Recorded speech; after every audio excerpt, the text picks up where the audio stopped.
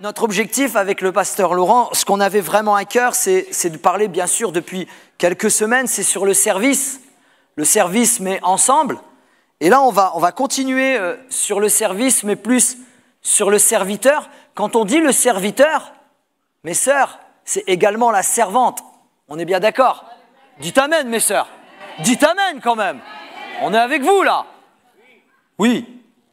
Le serviteur et la servante. Et ce matin, on va prendre le premier point qu'on va voir ensemble, sa vie spirituelle. Alléluia. Sa vie spirituelle. Nous avons fait le choix de suivre Jésus. Amen. Tout le monde a fait le choix? Le serviteur ou la servante, la définition, une des définitions, parce qu'on pourrait élargir et je ne veux pas m'étaler dessus pendant mon temps qui m'est donné.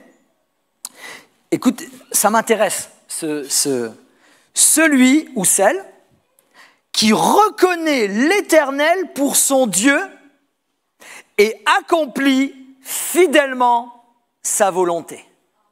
Elle est tellement belle, la définition, que je vais la réitérer.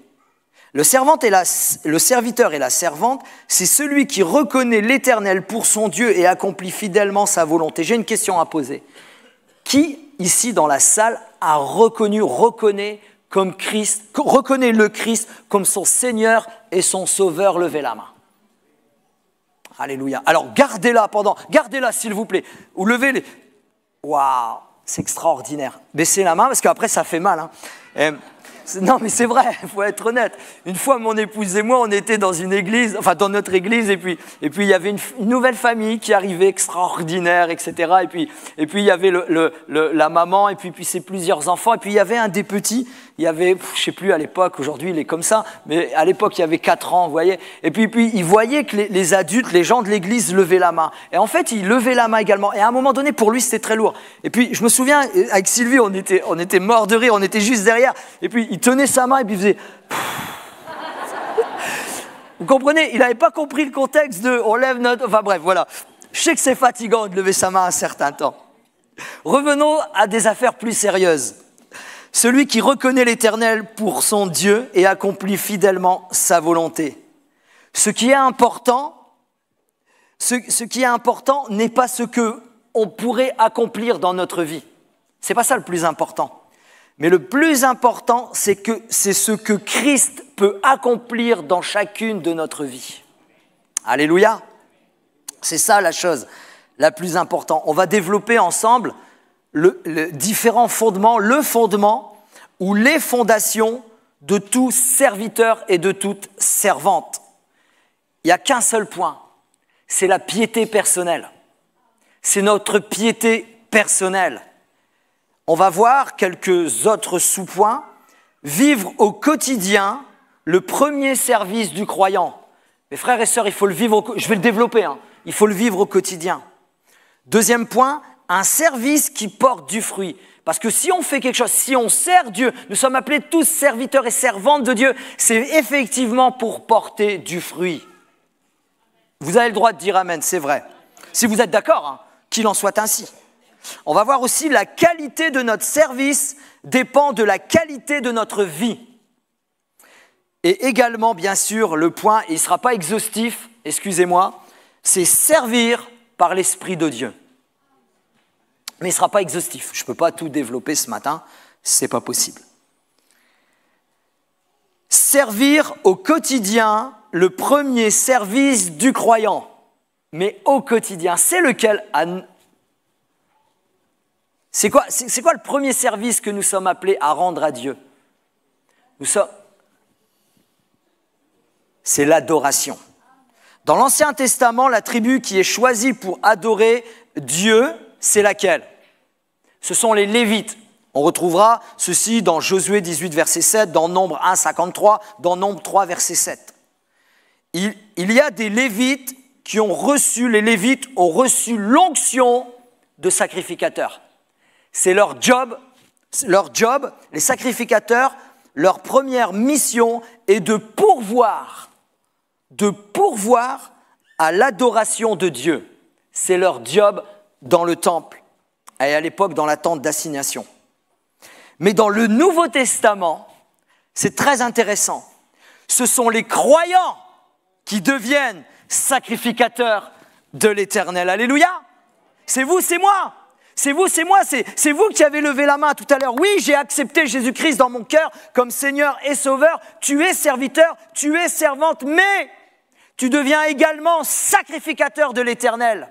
Tu deviens prêtre et prêtresse de l'Éternel. N'ayons pas peur des mots. Apocalypse 1, verset 6 nous dit ceci. Et qui a fait de nous un royaume des sacrificateurs pour Dieu son Père. À lui soit la gloire et la puissance au siècle et des siècles. Amen. Jean 4, verset 23 nous dit « Mais l'heure vient, et elle est déjà venue, où les vrais adorateurs adoreront le Père en esprit et en vérité, car ce sont là les adorateurs que le Père demande. Dieu est esprit, et il faut que ceux qui l'adorent en esprit et en vérité. » L'adoration. Mes frères et sœurs, en tant que serviteurs et servantes de Dieu, vous comme moi, nous devons vivre, nous devons rendre cette adoration, nous devons donner cette adoration, cette louange, cette adoration au quotidien dans notre vie, à tous les jours de notre vie. Et non le dimanche matin pendant que Vanessa nous conduit dans la louange et dans l'adoration, avec toute l'équipe. Pas que pendant ce moment-là. Mais l'adoration et la louange, c'est pas non plus seulement quand je prends c'est ce que je fais aussi maintenant, merci Seigneur, il y a les techniques modernes, si je puis dire. On a rapidement des chants à droite, à gauche, et on peut mettre un chant, il faut pas une ambiance, il faut pas ça, mais un chant, ça amène à connecter à Dieu, et puis une louange, et puis on peut l'adorer facilement. Mais c'est pas seulement comme ça qu'on adore Dieu. C'est également dans des moments privés, où comment on agit, comment on réagit, à quoi on pense, qu'on regarde sur Internet, ce qu'on choisit de faire ou ne pas faire. C'est dans ces moments-là qu'on adore Dieu véritablement. Vivons au quotidien, en tant que serviteurs et servantes de Dieu, l'adoration qui revient à Dieu. Amen. Développons quelques instants pour un service qui porte du fruit. Notre désir à chacun, je l'espère, à chacune, c'est de porter du fruit. Alléluia. Dans ce qu'on fait, dans notre service pour Dieu, il faut que notre adoration, elle porte du fruit. Comment notre adoration peut-elle porter du fruit? Parce que si quelqu'un m'entend louer, adorer, voit ma façon de vivre, peut-être je peux lui donner envie d'adorer, envie de se tourner vers le seul vrai Dieu. Mais comment aussi porter du fruit véritablement au sein de l'Église, dans un service dans l'Église? Je vais citer différentes sortes de personnes, peut-être. Il y a des personnes qui font soi-disant que de prier. Ils nous parlent, il ne faut qu'en parler, ils font parler que de la prière. C'est même, ça vous est déjà arrivé, c'est même des fois fatigant. Ouais, car on se sent inférieur spirituellement quand on entend cela. Mais malheureusement, on ne les voit presque jamais servir. Ou jamais, carrément. Ou au contraire, il y en a d'autres qui servent, mais ils sont partout. C'est très bien, ils servent. Mais on les voit trop partout, à droite, à gauche. Mais malheureusement, ne prient presque pas ou jamais. Mais pour un service qui porte du fruit, il est impératif de vivre une piété personnelle, de vivre ou de revivre ou de remettre en place le lieu secret, avoir une intimité grandissante avec Dieu. En réalité, notre activité doit être proportionnée à notre piété personnelle.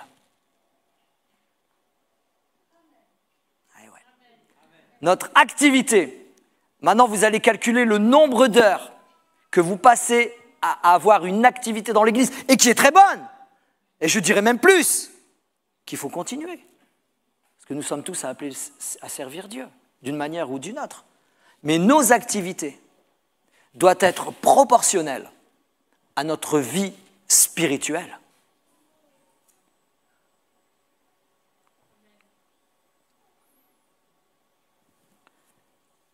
Faites des temps intimes dans la présence de Dieu et des lectures de sa parole notre priorité. Faisons, c'est correct ça, faisons. Parce qu'il faut que je me mette dedans. Hein.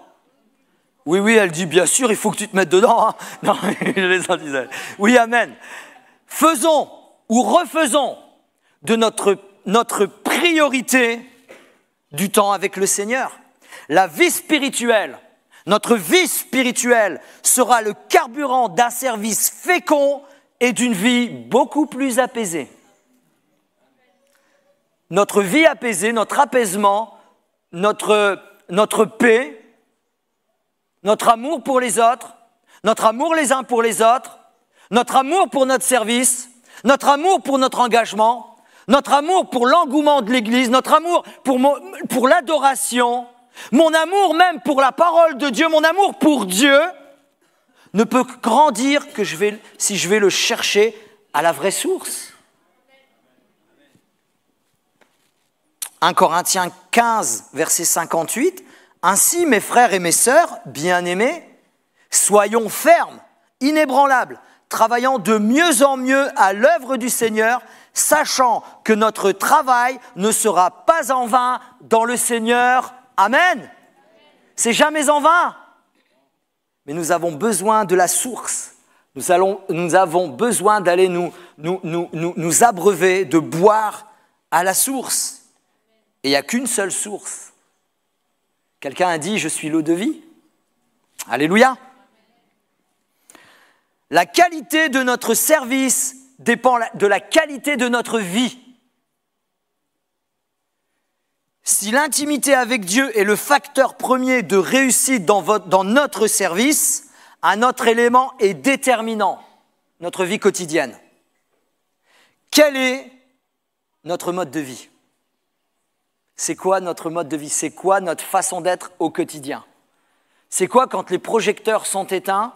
Quelle est notre façon d'être ? Comment je parle ? Comment je me comporte? Comment est ma mentalité? Suis-je dur ou suis-je à l'écoute? Comment je pense? Comment je pense? Souvent on dit « Ouais, mais de toute façon, j'ai dit ce que je pensais. » Ouais, mais est-ce que Dieu est d'accord sur ce que tu penses?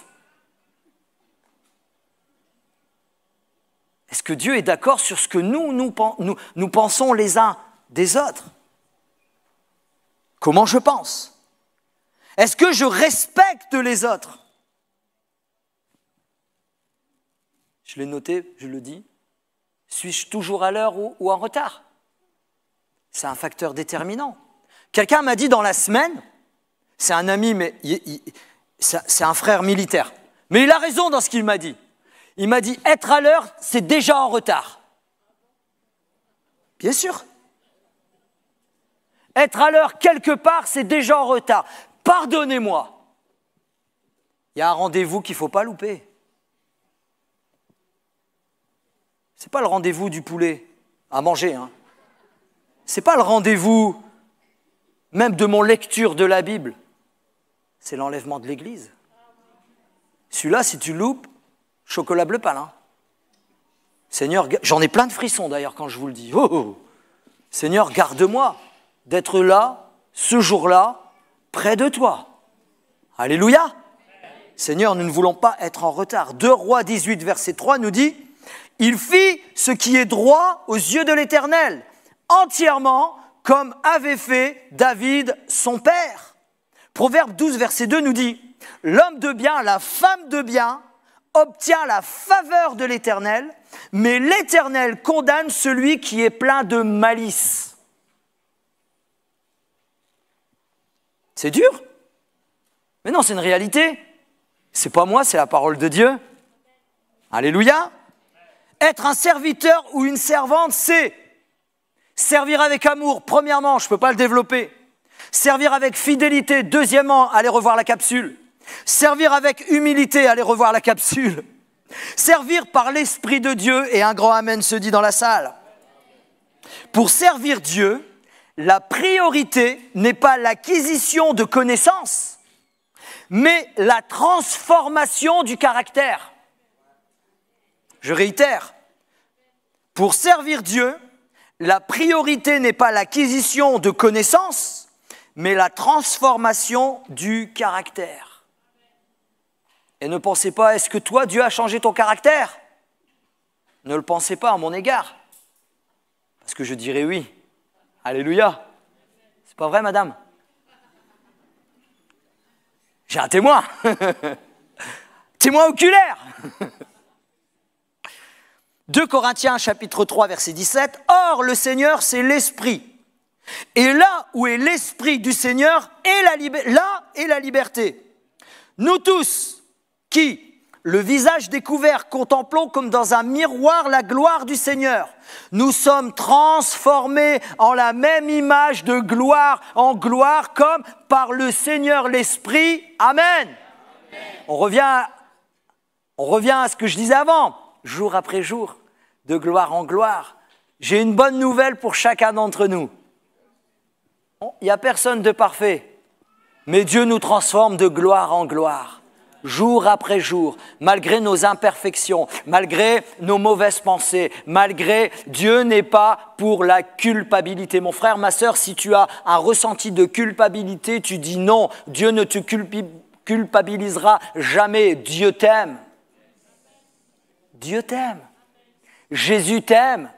Il veut juste que tu lui déposes ton fardeau. Il veut juste que tu lui déposes ton péché. Il veut juste que tu lui déposes ta vie. Il veut juste que tu lui redonnes tout entièrement. Il veut juste que tu redonnes tout entièrement à lui, afin qu'il fasse son œuvre en toi, afin qu'il fasse son œuvre en nous, afin qu'il fasse son œuvre dans l'Église. Il veut une vraie victoire dans ta vie, que tu sois guéri, libéré, restauré de cœur, d'âme et d'esprit, et même de corps. C'est ce que Dieu veut pour chacun d'entre vous.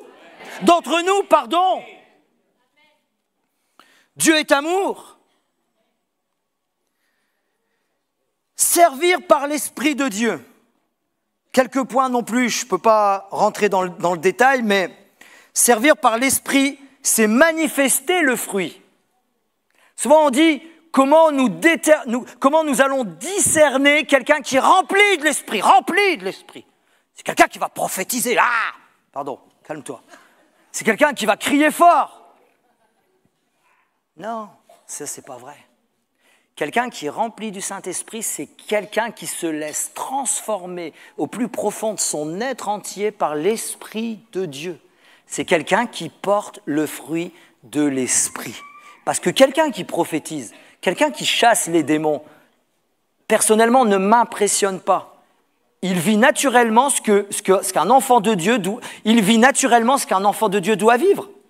Puisque même Jésus dit à certaines personnes, « Retirez-vous de moi, je ne vous connais pas. » Mais Seigneur, nous avons guéri en ton nom, nous avons chassé les démons en ton nom, nous avons fait ceci en ton nom, nous avons fait cela en ton nom. Je ne vous connais pas, dit le Seigneur. Par contre, ils n'ont pas dit, « Seigneur, tu as changé mon caractère. Seigneur, j'ai accepté que tu fasses ça dans ma vie. » S'ils avaient dit ça, Jésus aurait dit, « Rentre bon et fidèle serviteur, dans la joie de ton maître. » Seigneur, change notre personnalité, change nos caractères défaillants, parce qu'on a dans nos traits de caractère des très bonnes choses. Amen quand même, bah oui, hein. C'est une vérité. Mais Seigneur, viens transformer, jour après jour, et aide-nous à porter le fruit de l'Esprit. Servir par l'Esprit, c'est également exercer les dons. Alléluia. Tout à l'heure, quand je disais le verset, c'est le verset qui cite sur certaines personnes. Mais la Bible nous enseigne et nous encourage à rechercher les dons les meilleurs pour chacun d'entre nous. Alléluia. Servir par l'Esprit de Dieu, c'est allier le fruit de l'Esprit et les dons spirituels. C'est faire un alliage ensemble et on avance et on y va. Dieu veut te restaurer. Dieu veut nous restaurer. Dieu veut, on est encore sur cet établi. Excusez-moi du terme établi, mais c'est une réalité. Dieu nous enlève encore les scories, les choses. Acceptons-le et avançons avec lui. Servir avec ou sans l'Esprit de Dieu. Je vais citer 2 petites listes. Je vais faire d'abord sans l'Esprit de Dieu. Parce qu'il est possible de servir sans l'action de l'Esprit de Dieu dans nos vies. Servir humainement, charnellement, rechercher sa propre gloire dans l'attente d'une récompense. C'est un service qui est négligé, sans véritable but, inconstant, désordonné, démuni. C'est un service qui stagne, sans résultat, quelque chose de stérile. Ça, malheureusement, si vous êtes comme ça, il faut être réaliste ce matin, eh bien, je sers sans toi, Seigneur. Mais par contre, ayons une repentance, détournons de nos affaires à nous personnelles, ce qui nous arrange, tournons-nous vers le Seigneur et disons au Seigneur, Seigneur, parce que l'Esprit de Dieu est en nous, alléluia. Et quand l'Esprit de Dieu est en nous, je danse comme David. Oui, mais bon, ok. Mais c'est une réalité, c'est un fait. Servir avec l'Esprit de Dieu, alléluia. C'est chercher la gloire de Dieu avant toute chose. C'est être complètement désintéressé. C'est être appliqué dans son travail. C'est avoir une vraie direction, c'est être équilibré, être discipliné. Dieu nous équipe, c'est être équipé, c'est connaître une progression, quelle qu'elle soit, mais une progression. C'est être efficace et c'est surtout produire du fruit. Alors quel qu'il soit, Jésus a maudit quel arbre? Pourquoi? Tout simplement, parce qu'il n'avait pas de fruit. Ma relation avec Dieu doit primer sur mon service pour lui. Plus nous connaîtrons Dieu, plus nous serons aptes à bien le servir. Alléluia! Gloire à Dieu!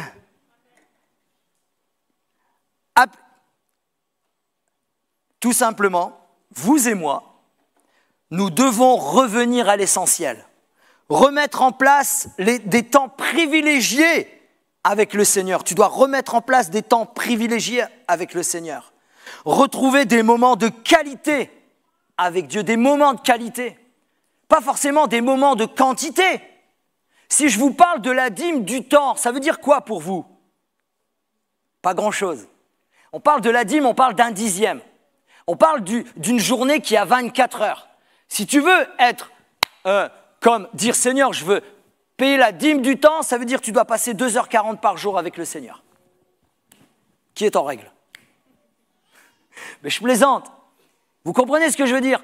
L'importance, c'est de passer du temps de qualité avec Dieu. De fermer tout ce qui est autour de nous et de passer du temps de qualité avec Dieu. Tu dois bannir tous les actes religieux de ta vie et t'abandonner sincèrement dans les bras d'amour de Jésus. Tout simplement. Abandonner tout acte religieux et dire « Seigneur, moi je veux juste être avec toi » pendant 5, 10, 15, 20, 30 minutes, peu importe. C'est ça la chose la plus importante. Donc 6 choses importantes. Avoir un lieu secret. Mais quand tu pries, entre dans ta chambre, ferme ta porte et prie ton Père qui est dans le lieu secret. Et ton Père qui voit dans le secret te le rendra. Amen. Avoir des moments spécifiques avec Dieu, peu importe le moment de la journée. Jésus, c'était vers le matin, pendant qu'il faisait encore très sombre, il se leva et sortit pour aller dans un lieu secret où il pria. Ça, c'est le deuxième point, avoir un moment spécifique dans la journée.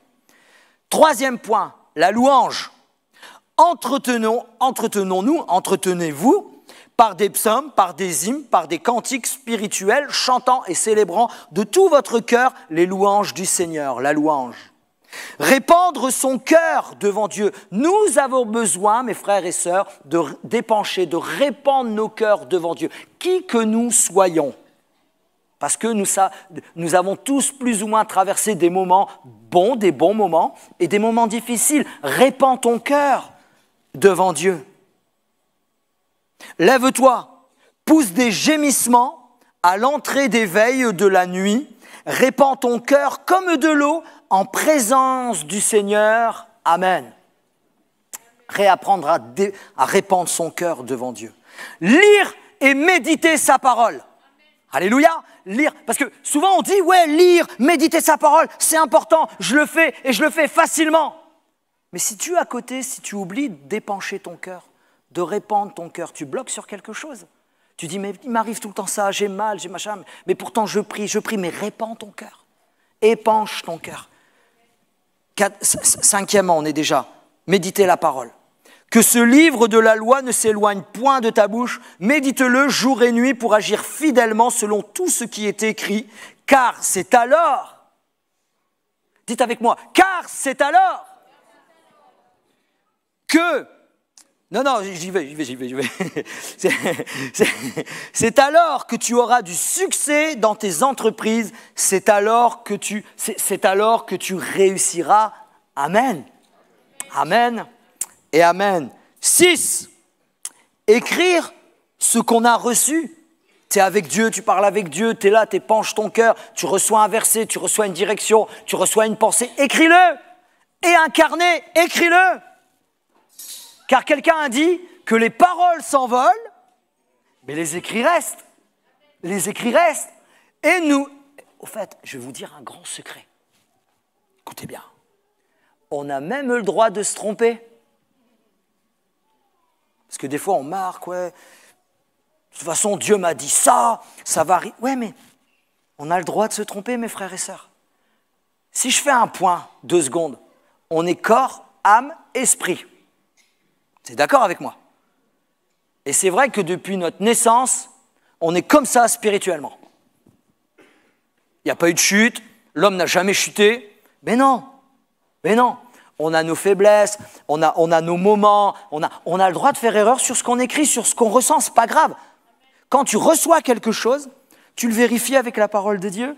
Si c'est correct, etc., bah ça vient de Dieu. Et prends le temps, marque-le. Les écrits doivent rester. Et le 7e, c'est un chiffre parfait d'ailleurs. Et le 7e, bah c'est l'action de grâce, c'est le remerciement. Rendez grâce en toutes choses, car c'est à votre égard la volonté de Dieu en Jésus-Christ. Amen. Amen. Alors pour terminer, je cherchais, je disais Seigneur, donne-moi un témoignage, donne-moi pour raconter, pour appuyer ce que je viens d'essayer ce que je viens de développer avec vous, très, très réduit, mais Seigneur, donne-moi un témoignage. Parle-moi sur quelqu'un, donne-moi un nom de quelqu'un que je connais dans la vraie vie, etc., etc. Et puis c'est bizarre, j'ai reçu un nom sur mon cœur, vous le connaissez tous. Mais est-ce que nous réalisons tous véritablement ce qui s'est passé dans sa vie? Même en priant comme cela, je l'ai réalisé moi, au bout d'autant d'années. Il est écrit de cette personne, cependant, Saul, respirant encore la menace et le meurtre contre les disciples du Seigneur. Waouh! Qu'est-ce qu'il faisait là? Cet homme qu'on appelle Saul de Tarse. Il persécutait l'Église. Il respirait le meurtre et la menace. Il servait Dieu. Je sais que je choque tout le monde. Mais selon sa conception à lui, à ce moment-là, il servait Dieu. Saul de Tarse, il connaissait la parole de Dieu, l'Ancien Testament, mieux que vous et moi réunis en même temps. Saul de Tarse, avant sa conversion, il était zélé pour sa religion. Il était zélé pour ses écrits. Il était au-dessus des autres dans la connaissance, dans le langage, dans même peut-être les explications sur tel ou tel point de l'Ancien Testament. Il serait là, on l'inviterait à monter sur la scène et à nous exposer tel verset ou tel verset de l'Ancien Testament, on serait bouche bée. Parce qu'en plus, il pourrait le faire en araméen, bon, on ne comprendrait rien, mais bon. Il parlait plusieurs langues, l'araméen, le latin, il était romain, mais en même temps, il était hébreu, enseigné chez Gamaliel. Croyez-moi, quand il respirait le meurtre et la menace, il servait sa religion, il servait Dieu de toutes ses entrailles, mais il le servait mal. il le servait mal. Vous savez ce qu'il avait besoin? Il avait besoin de acte 9. Il avait besoin d'une révélation de l'amour de Christ dans sa vie. Il avait besoin de rencontrer le vrai Dieu. Ce que je disais, réalisons bien, il connaissait la parole sur le bout des doigts, mais il ne connaissait pas le vrai Dieu. C'est ça qui est incroyable avec Saul de Tarse. Et c'est pour ça, je pense, ça c'est très personnel, que Jésus lui-même s'est manifesté en personne à lui. Il n'y a que lui, hein. Il y a un ou deux personnages dans l'histoire du christianisme où Jésus s'est manifesté. Mais dans la parole de Dieu, il n'y a qu'à Saul de Tarse. Il servait Dieu, il servait sa religion avec un zèle extrême. Il connaissait avec un zèle extrême. Il pouvait vous traduire dans n'importe quelle langue tel ou tel verset avec un zèle extrême. Mais ce qui est incroyable, c'est qu'il servait Dieu avec passion, avec vérité selon lui, avec autorité selon lui, selon son interprétation de tel et tel verset. Il avait un accès partout. Mais malheureusement, il ne connaissait pas Dieu. Et Jésus s'est manifesté à lui. Et c'est ça la bonne nouvelle. C'est ça la bonne nouvelle pour toi comme pour moi. Ça veut dire qu'on peut servir Dieu, on peut connaître la parole de Dieu, on peut connaître les versets de la parole de Dieu, on peut les citer, les versets de la parole de Dieu sans connaître Dieu. Et Dieu nous réinvite à vivre notre vie spirituelle, c'est-à-dire à connaître Dieu jour après jour, après jour, après jour. J'ai besoin de sa présence. Nous avons besoin de sa présence. Nous avons besoin d'une fraîche révélation. Nous avons besoin que le Saint-Esprit se manifeste dans nos vies, que nous laissions liberté au Saint-Esprit par la parole de Dieu, par une intimité avec lui, par la louange et l'adoration, par une relation et une intimité grandissante avec lui à chaque jour, afin que nous arrivions à rentrer dans le plan que Dieu a décidé pour chacun d'entre nous. C'est la seule chose à faire. Et beaucoup plus tard, quelques années plus tard, il écrit ceci, 2 Corinthiens 3, verset 6. Il nous a aussi rendus capables d'être ministres d'une nouvelle alliance. Lui, il connaît l'alliance, il connaît l'ancienne alliance. Et Dieu m'a rendu capable, mais il n'a pas dit moi. Il a dit nous a rendus capables d'une nouvelle alliance, non de la lettre. Moi, je connaissais l'écrit avant. Moi, je connaissais l'Ancien Testament, je connaissais la lettre. Paul, non de la lettre, mais de l'esprit. Car la lettre tue, mais l'esprit vivifie. Bien sûr qu'il faut avancer à la lecture de la Bible, bien sûr qu'il faut connaître les choses, mais vaut mieux connaître Dieu que connaître sa parole. Bien sûr qu'il faut aller dans sa parole, mais il faut aller dans sa parole dans un seul but, de développer notre connaissance et notre croissance avec lui dans une intimité progressive à chaque jour. Alléluia. Dites amen si vous êtes d'accord avec moi, mes frères et sœurs. Est-ce qu'on peut... Non, on ne peut plus chanter. Est-ce qu'on peut se lever tous ensemble? Et puis Est-ce qu'on peut se lever tous... Voilà, on se lève tous ensemble pendant quelques instants. On va prier, on arrive à la fin de ce temps, à la fin de ce culte. Il y a eu des moments importants pendant ce culte. Vous savez, on a rempli des papiers, ça a l'air anodin, mais c'est très profondément important et très profondément spirituel. Notre objectif, c'est d'avancer ensemble. Notre objectif, c'est de grandir ensemble. Notre objectif aussi principal, c'est aussi de gagner des âmes. Mais pour cela, mes frères et sœurs, nous devons être ensemble. Nous devons être un cœur à cœur. L'unité n'exige pas l'uniformité. Mais peut-être que ce matin, là, au moment où on parle, des hommes, des femmes, des jeunes comme des moins jeunes, ont besoin que le Seigneur vienne le toucher comme tout à nouveau. Ont besoin d'un renouvellement spirituel. Ont besoin d'un rafraîchissement spirituel. Ont besoin de dire « Oui Seigneur, je m'abandonne ce matin. Oui Seigneur, je veux revenir à toi dans mon intimité afin d'épancher mon cœur, afin de te donner telle et telle situation que j'ai traversée, afin de te donner, de te faire connaître et de t'abandonner telle et telle choses qui me font encore mal au cœur. Peut-être il y a des choses, frères ou sœurs, jeunes comme moi, jeunes, qui te font encore mal au cœur. Peut-être des choses que tu as traversées dans ta jeunesse, dans ton enfance. Peut-être des choses que tu as traversées dans ton mariage. Peut-être des choses que tu as traversées même quand tu as servi Dieu. Peut-être tu as servi Dieu et puis tu es là et puis tu as encore mal au cœur et puis ça te tient encore. Ou peut-être d'autres personnes ont connu des choses terribles dans leur vie et ils en souffrent et ils le portent encore comme un poids. Moi, j'ai envie de te servir, Seigneur. Mais vois le poids que je te charge encore. Ce matin, c'est ton matin. Ce matin, c'est le matin où Dieu a décidé de t'enlever ce poids, de t'enlever cette charge.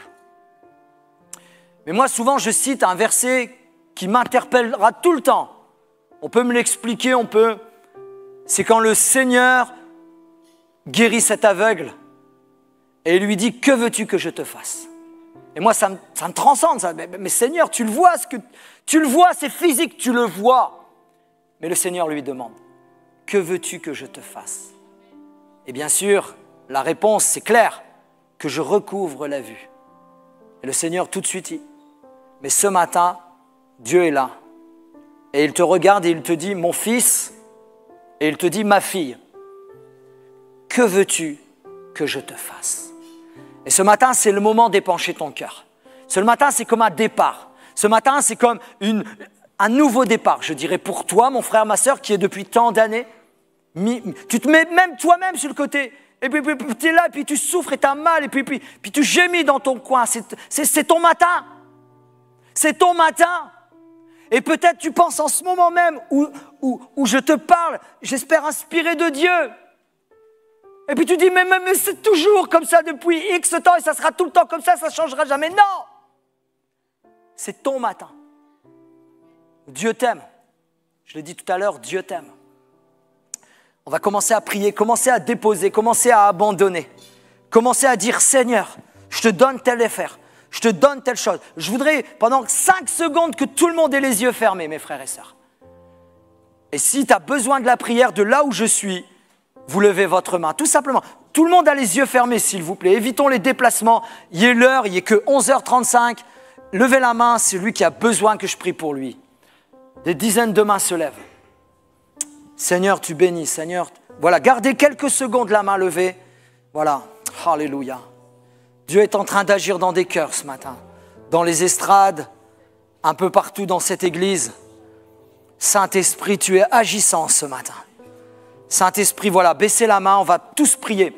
S'il y a quelqu'un à côté de vous qui a levé la main, qui est avec vous, homme avec homme, femme avec femme, ou si c'est votre époux, votre épouse ou quelqu'un de votre famille, vous priez ensemble, mes frères et sœurs. On va prier pendant quelques secondes. On ne peut pas se permettre ce matin d'aller imposer les mains à chacun, à chacune. Je crois que Dieu veut agir dans ton cœur, dans nos cœurs, dans vos cœurs ce matin. Mais on est là un petit peu là pour prier ensemble. On est là, Seigneur, mon Dieu, mon roi. Réclamons la grâce de Dieu ce matin, tous ensemble. Seigneur, mon Dieu, mon roi, Saint-Esprit, toi qui vis en nous, je te prie, je te demande de te manifester avec puissance et vérité ce matin. Seigneur, il y a des cœurs ce matin qui sont en train de s'épancher devant toi, dans le silence, mais qui sont en train de te donner, d'abandonner telle et telle difficulté, tel et tel problème, tel et tel fardeau, tel et tel péché peut-être. Jésus, délivre du péché ce matin. Saint-Esprit, je te prie que nos esprits, à chacun d'entre nous, soient soumis à ton esprit. Et l'Esprit déclare, nous sommes enfants de Dieu.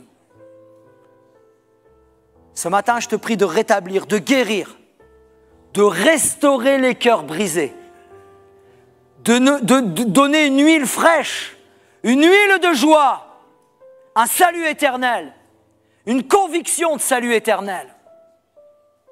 Seigneur mon Dieu, je te prie pour chaque personne qui a levé la main ce matin. Au nom de Jésus, te prions de saisir les cœurs, d'apaiser, Seigneur, toutes ces âmes qui sont là comme chargées et qui viennent à toi. Et Seigneur, on va, ce matin, c'est comme une image, frères et sœurs, on va ensemble au pied de la croix de Jésus. Et tu vas déposer, donner ton fardeau, donner ton problème, donner tes cicatrices, donner tes problématiques. Et tu dis, Seigneur, je m'abandonne comme ce chant entre tes mains afin que tu fasses ton œuvre ce matin. Et le Seigneur, tout de suite, dès que tu as fait cela, commence à œuvrer dans ton cœur. Saint-Esprit, je te demande d'œuvrer dans les cœurs, de donner ta paix qui surpasse toute chose et de donner ta victoire, Père, dans le nom de Jésus. Dans le nom de Jésus. Amen. Amen. Gloire à Dieu. Merci Seigneur. Merci Seigneur. Merci Seigneur. Gloire à ton nom. Merci Seigneur. Gloire à Dieu. Voilà, on va... Alléluia.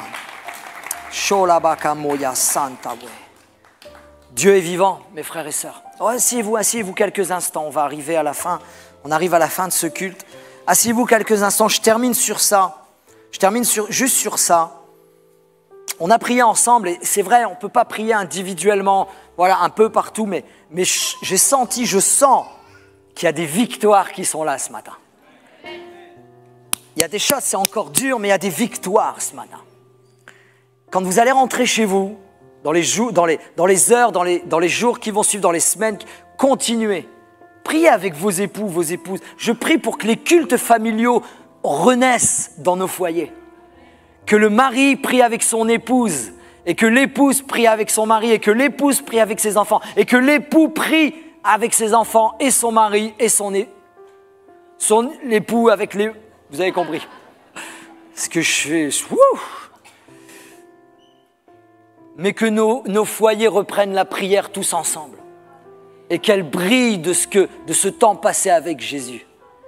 Et continuez, mes frères et sœurs, la chose à épancher vos cœurs, à déverser vos vies, déversons nos vies devant le Seigneur. Soyez bénis, je vous souhaite un très bon dimanche.